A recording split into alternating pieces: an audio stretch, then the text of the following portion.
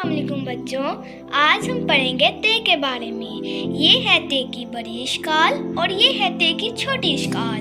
ते से तकिया, ते काफ छोटी है और हे तकिया, ते से तकिया।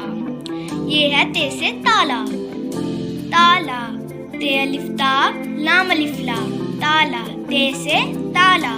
ये है ते से तरबूज, ते रे बे वाव और जे तरबूज, ते से तरबूज। ये है ते के जुमले, 3 तरबूज लाओ, 3 तरबूज लाओ।